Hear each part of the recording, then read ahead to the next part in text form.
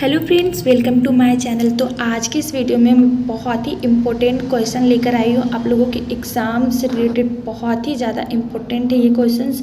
Friends, मैं बता दूँ, ये बिजनेस स्टडीज़ का मोस्ट इम्पॉर्टेंट क्वेश्चंस है। ये क्वेश्चंस एग्ज़ाम में बहुत बार रिपीट गया है। आईकॉम, बीकॉम सभी एग्ज़ाम में ये क्वेश्चन बहुत बार आया हुआ क्वेश्चन है। तो आप लोगों के एग्ज़ाम के लिए क्वेश्चन बहुत ही ज़्यादा इम्पोर्टेंट हो जाता है। क्वेश्चन है, अंतर्राष्ट्रीय व्यवसाय क्या है, इसके क्षेत्र, महत्व एवं नीतियाँ और सिद्धांत की व्याख्या करें। तो आज की इस वीडियो में हम लोग पूरे कंसेप्ट को क्लियर करने वाले हैं। तो वीडियो को स्किप ना करें, वीडियो के लास्ट तक बने रहें। और अगर पहली बार हमारे इस चैनल पे विजिट किए तो सबसे पहले हमारे इस चैनल को लाइक करें, सब्सक्राइब करें और बेल बटन पर क्लिक करके ऑल पर क्लिक करें, ताकि जब भी मैं वीडियो अपलोड करूँ तो इसका नोटिफिकेशन आप तक सबसे पहले पहुँच पाए। तो चलिए फ्रेंड्स, हम लोग वीडियो को स्टार्ट करते हैं। वीडियो को स्टार्ट करने से पहले सबसे पहले मैं इसका बेसिक मीनिंग बता दूं कि अंतर्राष्ट्रीय व्यवसाय क्या होता है। फ्रेंड्स, अंतर्राष्ट्रीय व्यवसाय से आशय यह है कि जब देश के अंदर व्यवसाय ना करके दो राष्ट्रों के बीच में, दो देशों के बीच में बिजनेस किया जाता है। जैसे कि भारत का व्यक्ति बिजनेस करने के लिए दूसरे देश में जाता है, या फिर दूसरे देश का बिजनेसमैन भारत में आकर बिजनेस करता है, यानी एक देश दूसरे देश के साथ मिलकर बिजनेस करता है, तो इसे हम लोग अंतर्राष्ट्रीय व्यवसाय कहते हैं। तो चलिए हम लोग देखते हैं कि इसका शाब्दिक मीनिंग क्या होता है। अंतर्राष्ट्रीय व्यवसाय, इंटरनेशनल ट्रेड, दो राष्ट्रों के मध्य वस्तुओं और सेवाओं के आदान प्रदान को अंतर्राष्ट्रीय व्यवसाय कहते हैं। व्यवसाय का उद्देश्य स्थानीय आवश्यकताओं की पूर्ति करना तथा लाभ कमाना होता है। व्यवसाय के दो घटक होते हैं, आयात एवं निर्यात। यानी जब एक देश से दूसरे देश में किसी वस्तु को भेजा जाता है तो उसे हम लोग निर्यात कहते हैं, और जब दूसरे देश से अपने देश में लाया जाता है तो उसे हम लोग आयात कहते हैं।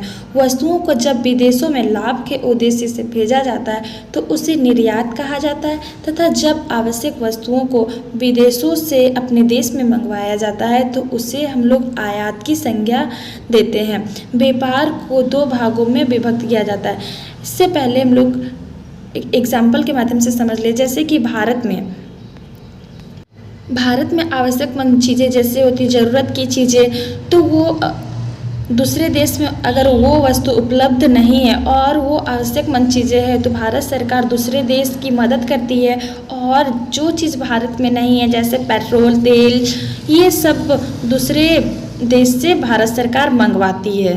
तो इसे हम लोग आयात निर्यात करना कहेंगे। व्यापार को दो भागों में विभक्त किया गया है। पहला है दृश्य व्यापार। इसमें उन वस्तुओं का व्यापार किया जाता है जिन्हें हम छूकर देख सकते हैं।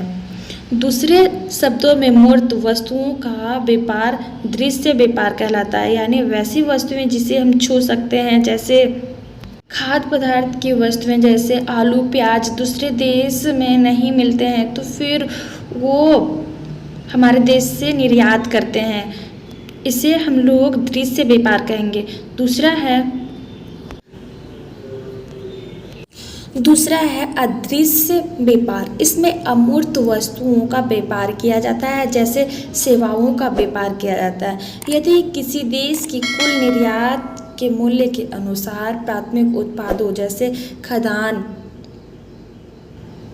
खनिज इत्यादि की प्रधानता होती है, जो सामान्यतया उसकी अर्थव्यवस्था अल्प विकसित एवं विकासशील प्रकृति की मानी जाती है। जैसे नेपाल, पाकिस्तान, भूटान एवं अधिकांश अफ्रीकी तथा लैटिन अमेरिकी देश स्वतंत्रता के पश्चात प्रारंभिक वर्षों में भारत के निर्यात में जहां प्राथमिक उत्पादों की प्रधानता होती है, वहीं आयात में मशीनरी तथा अन्य औद्योगिक वस्तुओं की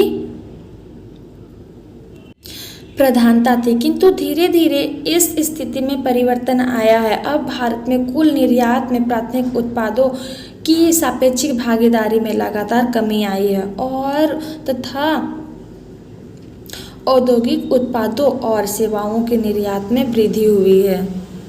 यानी भारत एक ऐसा देश है जिसमें से पहले के ज़माने में नेपाल, पाकिस्तान, भूटान और अधिकांश अफ्रीकी तथा लैटिन अमेरिकी देश को अपने देश से वस्तुएं निर्यात करवाता था और जो वस्तुएं भारत में अवेलेबल होती थी उस वस्तुओं को दूसरे देश को देकर मदद करता था।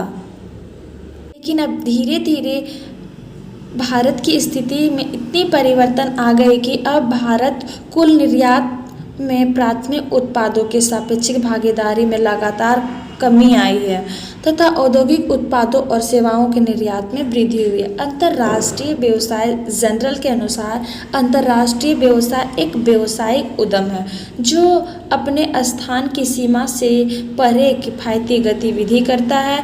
इसकी 2 या 2 से अधिक विदेशी देशों में शाखाएं हैं और या देश के बीच आर्थिक, सांस्कृतिक, राजनीतिक, कानूनी और अन्य मतभेदों का उपयोग करता है। यानी अंतर्राष्ट्रीय व्यवसाय जर्नल के मानना है कि अंतर्राष्ट्रीय व्यवसाय एक व्यावसायिक उद्यम है जो अपने स्थान की सीमा से परे होता है और इसकी 2 या 2 से अधिक विदेशी देशों में शाखाएं यानी ब्रांच होती है और या देशों के बीच आर्थिक और सांस्कृतिक, राजनीतिक, कानूनी और अन्य मतभेदों का उपयोग करता है। यानी जो बिजनेस 2 देशों के बीच में की जाती है तो कभी कभी मतभेद भी किया जाता है, लड़ाई भी होने लगती है, इसीलिए विदेशों में भी शाखाएं बनाई गई है। यानी बिजनेस अपने देश में ही होता है और जो वस्तुएं उपलब्ध करानी होती है ब्रांच में भेजकर अपनी ब्रांच बनाकर अपने ब्रांच में अपने प्रोडक्ट को भेजता है और उसी से देश को प्रोवाइड करता है। रोजर बेनेट के अनुसार अंतर्राष्ट्रीय व्यवसाय वह वाणिज्यिक क्रिया है जो राष्ट्रीय सीमाओं को पार कर गई है। यानी 2 देशों के आर पार जो बिजनेस किया जाता है उससे अंतर्राष्ट्रीय व्यापार कहा जाता है यानी कॉमर्शियल बिजनेस कहा जाता है। चलिए फ्रेंड्स, अब हम लोग देखते हैं कि अंतर्राष्ट्रीय व्यवसाय का क्षेत्र क्या है।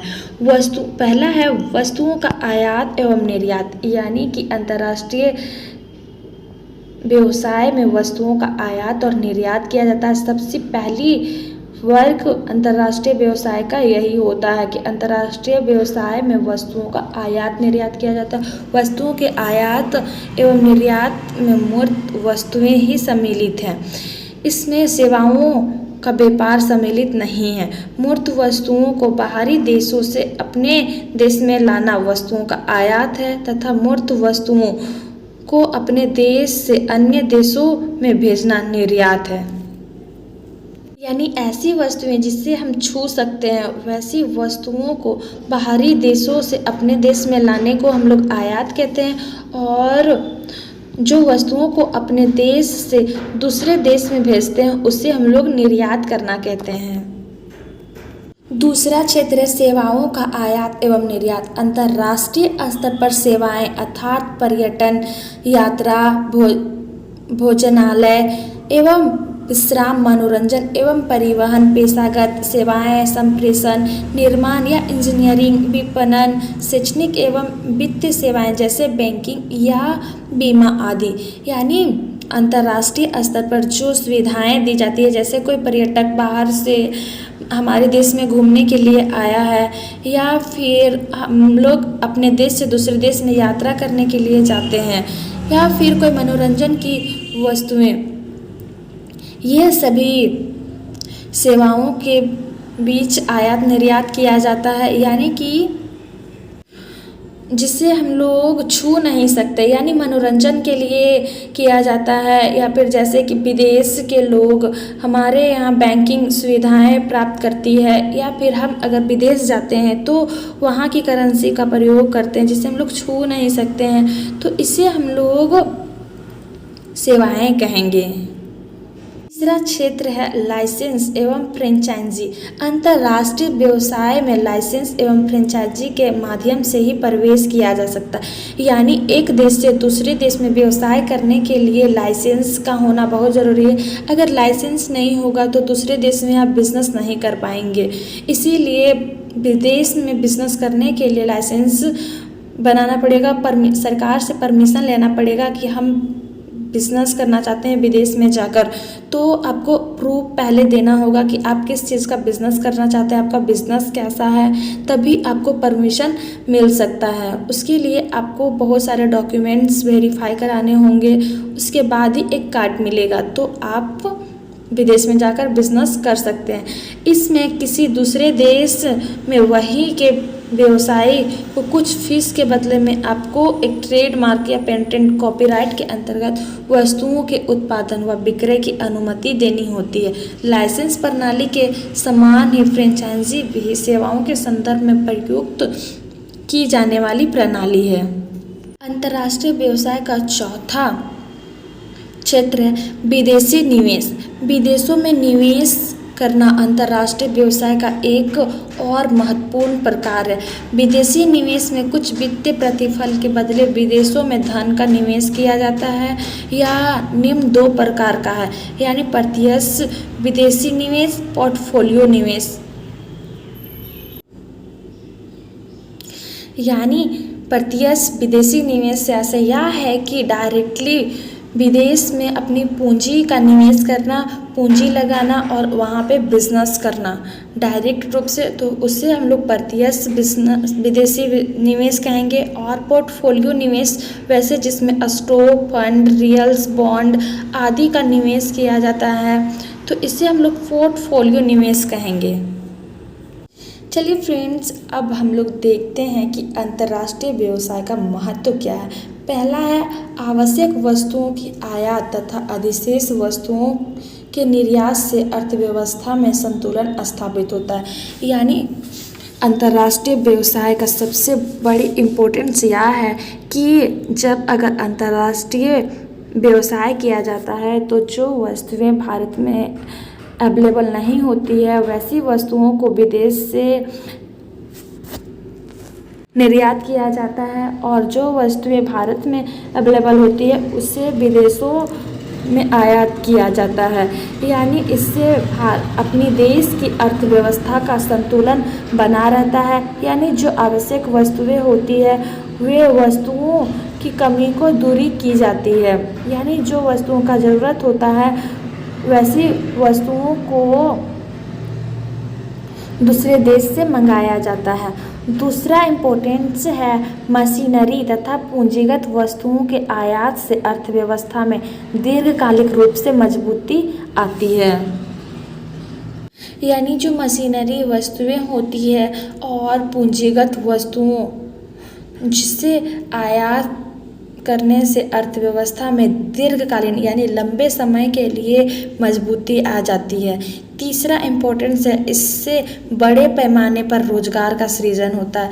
यानी अगर अंतर्राष्ट्रीय स्तर पर बिजनेस किया जाता है और दूसरे देश से वस्तुओं को लाकर अपने देश में बिजनेस किया जाता है, या फिर अगर कोई विदेशी कंपनी आकर हमारे देश में कोई बिजनेस करती है, तो ऐसे में हमारे देश के युवा रोजगार के लिए इधर उधर नहीं भटकते हैं। उन्हें आसानी से कोई जॉब मिल जाता है जिससे वे अपनी दिनचर्या अच्छे से गुजार लेते हैं। चौथी इम्पोर्टेंस है व्यापार संतुलन। यदि सकारात्मक होता है तो इससे महत्वपूर्ण विदेशी मुद्रा की भी प्राप्ति होती है। यानी जो व्यापार का संतुलन होता है वो अगर पॉजिटिव होता है तो इससे जो महत्वपूर्ण विदेशी मुद्रा की प्राप्ति होती है इससे संतुलन बना रहता है, और इससे जो डॉलर होते हैं उससे विदेशी मुद्रा भी प्राप्त होती है। पांचवा पॉइंट है, यदि देशों के बीच व्यापारिक संबंध बढ़ता है तो उनके बीच राजनीतिक संबंधों में सुधार के मार्ग भी प्रशस्त होते हैं। यानी अगर देशों के बीच में व्यापारिक संबंध यानी एक अच्छा रिलेशन बनता है तो एक दूसरे को हेल्प करते हैं, उनके बीच एक राजनीतिक संबंधों में सुधार होता है, दोनों के बीच में लड़ाई नहीं होती है, दोनों देशों के बीच में हमेशा समन्वय बना रहता है, एक अच्छे रिलेशनशिप में वस्तुओं का लेन देन करते हैं और जो समस्याएं होती है तो एक दूसरे की मदद करने के लिए हमेशा रेडी होते हैं। इसीलिए कहा गया है कि यदि देशों के बीच व्यापारिक संबंध बढ़ता है तो ऑटोमेटिक है कि दोनों देशों के बीच में राजनीतिक जो पॉलिटिकल संबंध है उसमें भी सुधार होगा। चलिए फ्रेंड्स, अब हम लोग देखते हैं कि अंतर्राष्ट्रीय व्यवसाय में प्रवेश करने के लिए किन किन नीतियों का पालन किया जाता है। पहला है आयात एवं निर्यात। एक फर्म प्रत्यक्ष या अप्रत्यक्ष रूप से आयात या निर्यात द्वारा अंतर्राष्ट्रीय व्यवसाय में प्रवेश कर सकती है, यानी डायरेक्टली या फिर इनडायरेक्टली रूप से भी वस्तुओं का आयात निर्यात करने के लिए अंतर्राष्ट्रीय बिजनेस में प्रवेश कर सकती है। प्रत्यक्ष आयात निर्यात में फर्म स्वयं विदेशी क्रेता या फिर आपूर्तिकर्ता तक पहुंचती है, परंतु अप्रत्यक्ष आयात निर्यात में फर्म की भागीदारी न्यूनतम होती है तथा वस्तुओं के आयात निर्यात से संबंधित अधिकांश कार्य कुछ मध्यस्थों द्वारा किए जाते हैं, जैसे निर्यातगृह, थोक आयातक।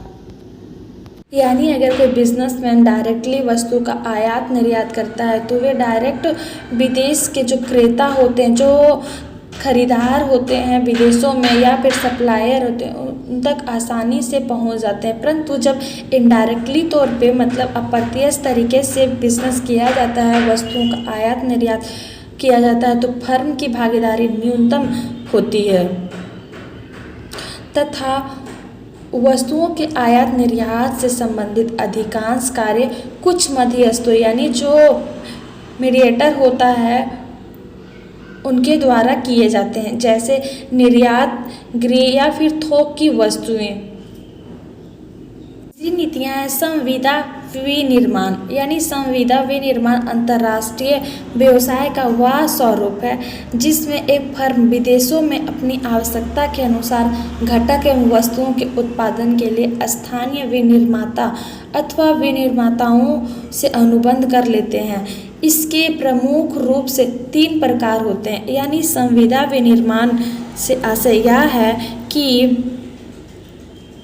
यानी जो संविदा विनिर्माण अंतर्राष्ट्रीय व्यवसाय का ही एक स्वरूप माना जाता है, जिसमें से जो फर्म होती है विदेशों में अपनी आवश्यकता के अनुसार वस्तुओं का उत्पादन के लिए स्थानीय जो निर्माता होते हैं, विनिर्माता होते हैं, उनसे एग्रीमेंट कर लेते हैं और वस्तुओं का लेन देन करते हैं।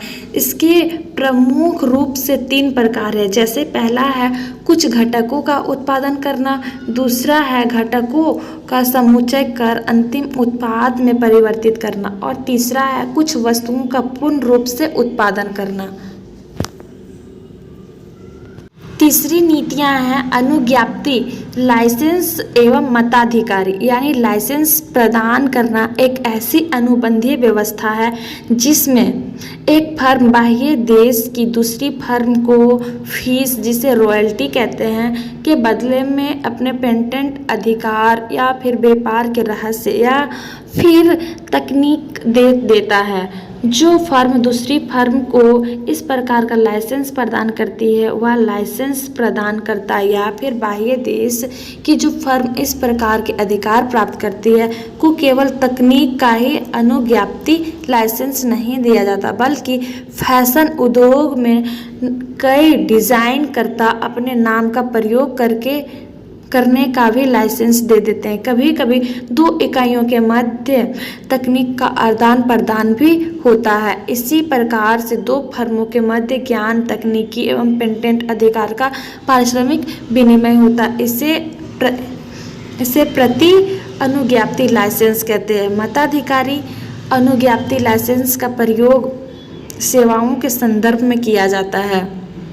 यानी अनुज्ञप्ति लाइसेंस यानी मताधिकारी से आशय ऐसे लाइसेंस प्रदान करने या फिर एग्रीमेंट करने से है जिसमें एक फर्म का नाम से दूसरे फर्म बिजनेस करने के लिए एक दूसरे में एग्रीमेंट करते हैं। यानी जैसे कोई कंपनी बहुत ज़्यादा फेमस हो गई है और कोई ऐसा शख्स या बिजनेसमैन जो अभी मार्केट में अपना बाज़ार नहीं बना पाया है, तो वो जो बिजनेस सक्सेस हो गया है, जिसका मार्केट में ज़्यादा डिमांड है, उस बिजनेसमैन से बात करके लाइसेंसिंग के बारे में बात करेगा, एक दूसरे के प्लानिंग के बारे में बताएगा कि ये मेरा क्या प्लानिंग है और बिज़नेस किस तरह से करना है, तो उससे परमिशन लेगा और लाइसेंस प्रदान करेगा कि आप मुझे अपना लाइसेंस दीजिए या फिर बिजनेस करने की अनुमति दीजिए। तो दोनों एक दूसरे से लाइसेंसिंग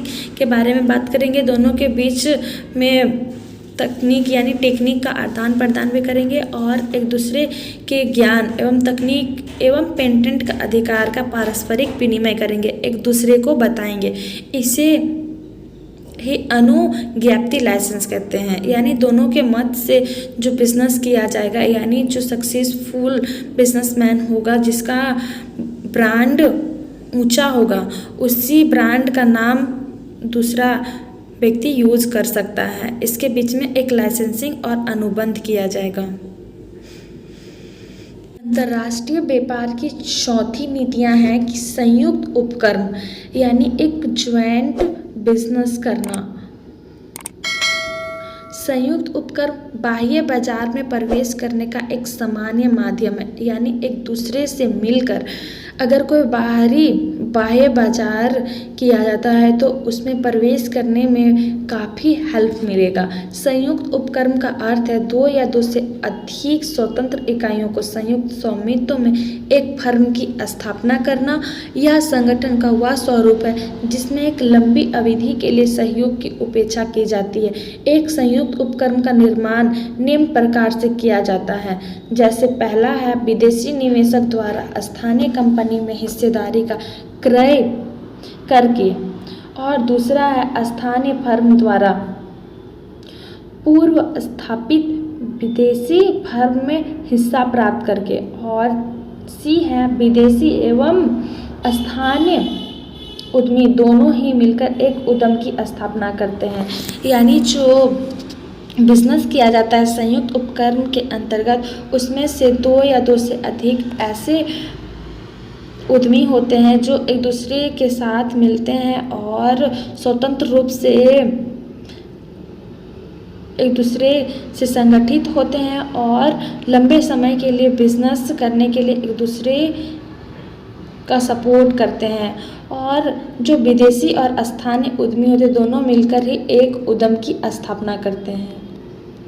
अंतर्राष्ट्रीय बिजनेस के पांचवा नीति है कि संपूर्ण स्वामित्व वाली सहायक इकाइयां कंपनियां अंतर्राष्ट्रीय व्यवसाय में प्रवेश करने के इस माध्यम में जनक कंपनी अन्य देशों में स्थापित कंपनी में 100% पूंजी निवेश कर पूर्ण नियंत्रण प्राप्त कर लेती है। इस प्रकार की संपूर्ण स्वामित्व वाली कंपनी की स्थापना निम्न दो प्रकार से की जा सकती है। पहला है विदेशों में परिचालन प्रारंभ करने हेतु एक नई कंपनी की स्थापना करना, जिसे हरित क्षेत्र उपक्रम भी कहते हैं।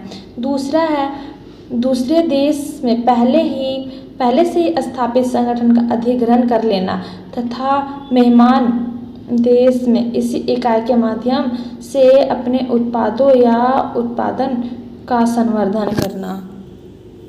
यानी संपूर्ण स्वामित्व वाली सहायक इकाइयां यानी अंतर्राष्ट्रीय व्यवसाय में प्रवेश करने के लिए यानी इंटरनेशनल बिजनेस करने के लिए जो माध्यम में जनक कंपनी होते हैं, जो कंपनी के मालिक होते हैं, अन्य देश में स्थापित कंपनी के में 100% रूप से अपनी पूंजी को निवेश कर पूर्ण रूप से कंट्रोल करने की अनुमति प्राप्त कर सकते हैं। इस प्रकार के संपूर्ण स्वामित्व वाली कंपनियों की स्थापना करने के लिए दो प्रकार से की जा सकती है। जैसे कि विदेशों में परिचालन प्रारंभ करने हेतु एक नई कंपनी की स्थापना करना, जिसे हम लोग हरित क्षेत्र उपक्रम भी कहते हैं। दूसरा है हमारे देश में पहले से ही स्थापित संगठन का अधिग्रहण कर लेना तथा मेहमान देश यानी जो विदेशी कंपनी में इसी इकाई के माध्यम से अपने उत्पादों का उत्पादन कर एक संवर्धन किया जाता है। चलिए फ्रेंड्स, अब हम लोग देखते हैं कि अंतर्राष्ट्रीय व्यवसाय के सिद्धांत क्या है, यानी प्रिंसिपल्स ऑफ इंटरनेशनल बिजनेस, यानी अंतर्राष्ट्रीय स्तर पर बिजनेस करने के लिए क्या सिद्धांत होने चाहिए। अंतर्राष्ट्रीय व्यवसाय के विशुद्ध सिद्धांत के अंतर्गत एडम स्मिथ यानी रिगार्डो एवं मिल के सिद्धांतों के साथ साथ आधुनिक अर्थशास्त्रियों के सिद्धांतों को भी सम्मिलित किया गया है। दूसरे स्तर पर वाणिज्यिक नीति का सिद्धांत हुआ है, जिसके अंतर्गत व्यापार की विभिन्न नीतियों एवं प्रतिबंधों से संबंधित सिद्धांतों का अध्ययन किया जाता है। इन सिद्धांतों का वर्णन निम्न प्रकार है, यानी अंतर्राष्ट्रीय व्यवसाय के सिद्धांत से आशय यह है कि जो अंतर्राष्ट्रीय व्यवसाय में विशुद्ध सिद्धांत के अंतर्गत एडम स्मिथ और रिगार्डो मिल के सिद्धांतों के साथ साथ जो आधुनिक अर्थशास्त्रियों के सिद्धांतों को सम्मिलित किया गया है, उसे दूसरे वाणिज्यिक नीति का सिद्धांत हुआ है, जिसके अंतर्गत व्यापार की विभिन्न नीतियों का प्रतिबंधों से संबंधित सिद्धांतों का अध्ययन किया जाता है। इन के प्रकार निम्न है, तो चलिए हम लोग इसके प्रकार को देखते हैं। लागतों में निरपेक्ष अंतरों का सिद्धांत। एक सिद्धांत का प्रतिपादक एडम स्मिथ को माना जाता है। उन्होंने स्वतंत्र व्यापार के पक्ष में जो तर्क प्रस्तुत किए, उनका केंद्र बिंदु श्रम विभाजन के कारण प्राप्त होने वाला लाभ था। श्रम विभाजन लागतों में अंतर्राष्ट्रीय स्तर पर निरपेक्ष अंतर पाए जाते हैं। सभी देश उसी वस्तु के उत्पादन में विशिष्टीकरण करना चाहते हैं, जिससे वह दूसरे देशों की अपेक्षा कम लागत और श्रम अर्थात जिसका वह सस्ते में उत्पादन कर सकते हो और उसे उन देशों के साथ विनिमय कर सकते हो जिसकी दूसरे देशों में कम लागत आती है। एडम स्मिथ ने यह प्रमाणित किया है कि जो सिद्धांत घरेलू वस्तु विनिमय में लागू होता है, वही सिद्धांत अंतर्राष्ट्रीय वस्तु विनिमय में भी लागू होता है। यानी जो अंतर्राष्ट्रीय व्यवसाय है, उसका सिद्धांत एडम स्मिथ को माना जाता है। उन्होंने स्वतंत्र व्यापार के पक्ष में जो तर्क प्रस्तुत किए हैं, उनको केंद्र बिंदु श्रम विभाजन के कारण प्राप्त होने वाला लाभ था। श्रम विभाजन लागतों के अंतर्राष्ट्रीय स्तर पर जो निरपेक्ष अंतर पाए जाते हैं, वे सभी देश उसी वस्तु के उत्पादन में विशिष्टीकरण करना चाहते हैं। यानी जो अंतर पाया जाता है अंतर्राष्ट्रीय स्तर पर, उसी के आधार पर जितने भी देश हैं, सभी उसी वस्तु के उत्पादन में विशिष्टीकरण करना चाहते हैं, जिसे वह दूसरे देशों की अपेक्षा कम लागत और श्रम अर्थात जिसका वह सस्ते में उत्पादन कर सकते हो और उसे उन देशों के साथ विनिमय यानी लेन देन कर सकते हैं, जिसकी दूसरे देशों में कम लागत आती है। एडम स्मिथ ने यह प्रमाणित किया है कि जो सिद्धांत घरेलू वस्तु विनिमय में लागू होता है, वही सिद्धांत अंतर्राष्ट्रीय वस्तु विनिमय में भी लागू होता है। यानी जो घरेलू वस्तु यानी जो हमारे देश के अंदर में वस्तुओं को विनिमय करने में लागू होता है, वही नियम अंतर्राष्ट्रीय वस्तु विनिमय में भी लागू होता है। एडम स्मिथ के अनुसार प्रत्येक समझदार व्यक्ति का यह सिद्धांत है कि वह कोई भी ऐसी चीज़ घर पर ना बनाए जिसे बाजार से वह सस्ता खरीद सकता है। यानी एडम स्मिथ के अनुसार यह कहा गया है कि मतलब प्रत्येक समझदार व्यक्ति जो एक अंडरस्टैंडिंग लेवल का व्यक्ति होता है, उसका यह सिद्धांत होता है कि वह कोई भी वस्तु जिसे वह घर पर नहीं बनाए, यानी वैसी वस्तु को घर पर नहीं बनाए जो बाजार में सस्ती में प्राप्त हो सकती है, यानी कम दाम में ही प्राप्त हो जाता है, उसे घर में बनाने की ज़रूरत नहीं है। जैसे उदाहरण के माध्यम से दिया गया है, जिस प्रकार दर्जी अपने जूतों को स्वयं बनाने का प्रयास नहीं करता बल्कि मोची से खरीदता है, उसी प्रकार मोची अपने कपड़ों की सिलाई स्वयं नहीं करता है बल्कि दर्जी को काम पर लगाता है। किसान दोनों में से किसी के लिए भी प्रयत्न नहीं करता है और भिन्न व्यवसाय वालों को काम पर लगाता है।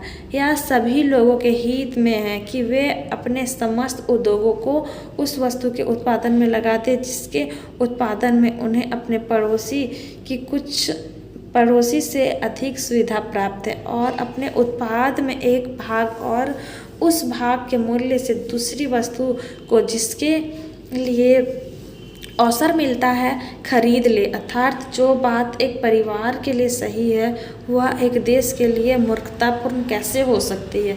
यानी एडम स्मिथ जी का मानना है कि कोई भी चीज़ अगर सस्ती मिल रही है, यानी जैसे कि एक दर्जी है तो दर्जी कपड़ा सिल लेता है लेकिन वो जूता नहीं बना सकता। यानी हर व्यक्ति में अलग अलग तरह के क्वालिटी होते हैं, हर व्यक्ति अलग अलग तरह का बिजनेस करना चाहता है और करता भी है। तो ज़रूरी नहीं कि हर चीज़ को खुद से ही बना ले। तो जो चीज़ें हमारे पास अवेलेबल है वो चीज़ ऐसा नहीं है कि सारी वस्तुएं हम उत्पादन कर सकते हैं या खुद से बना सकते हैं। तो कुछ ऐसी वस्तुएं जो हम घर पर नहीं बना सकते वैसी वस्तुओं को बाज़ार से खरीदनी चाहिए।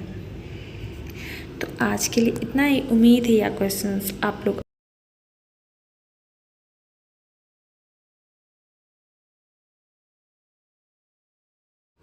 उम्मीद है यह प्रश्न आप लोग अच्छे से समझे। ऐसे ही इंपॉर्टेंट प्रश्नों के उत्तर पाने के लिए हमारे इस चैनल को लाइक करें, सब्सक्राइब करें, अपने फ्रेंड्स के साथ भी शेयर जरूर करें। धन्यवाद।